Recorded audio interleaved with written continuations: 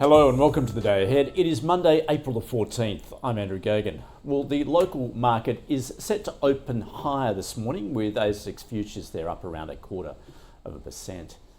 Uncertainty and confusion over US trade policy has increased, with President Trump denying there's a tariff exception for certain Chinese-produced electronics goods, which was announced on Friday. On Wall Street, main indices there on Friday ended higher after China increased its tariffs on US imports to 125%, escalating the trade war between the two largest economies. In a wild week of trading, the S&P 500 finished more than 5.5% higher to be almost 13% below its February record high, while the Nasdaq registered its biggest weekly percentage gain in 2.5 years.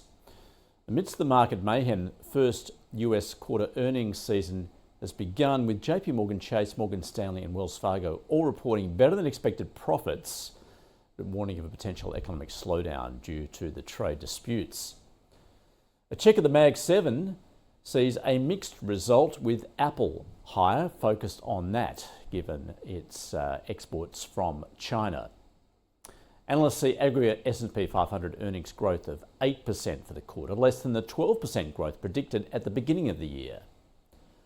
Well, shares of chip makers with US-based manufacturing facilities fell after Chinese Semiconductor Industry Association's notice of retaliatory tariffs, although Nvidia defied the trend.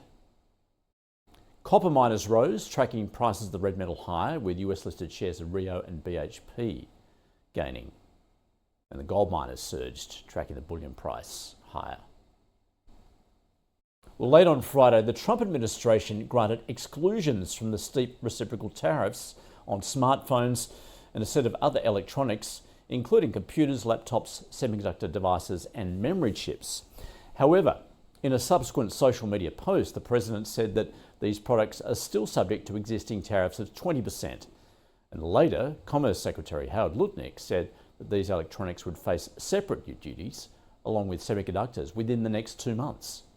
This comes after Beijing increased its tariffs on US imports to 125%. Well, unease over escalating trade tensions and fears of a US recession has seen US consumer sentiment deteriorate sharply in April, while 12-month inflation expectations have surged to 6.7%, the highest level since 1981. Meanwhile, Boston Fed Reserve President Susan Collins has sought to reassure markets, saying the Fed does have tools to address concerns about market functioning or liquidity should they arise, and we would absolutely be prepared to do that as needed.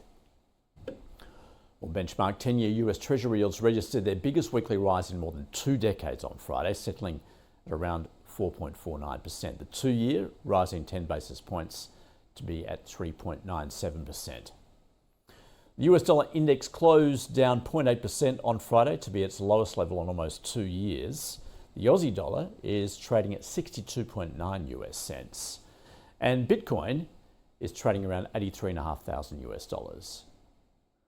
Well, oil climbed on Friday after the US Energy Secretary said the US could end Iran's oil exports as part of an effort to bring the Islamic Republic to terms over its nuclear program.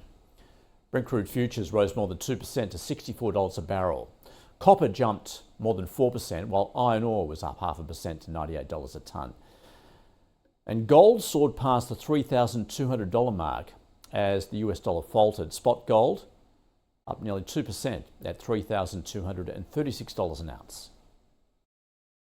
Well, locally this week we get the Reserve Bank board minutes from this month's meeting tomorrow. Wednesday sees the Purchasing Managers Index for April, and on Thursday, Jobs Data for March is revealed.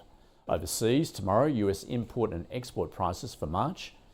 Wednesday, China's March quarter economic growth figures and US retail sales, along with industrial production.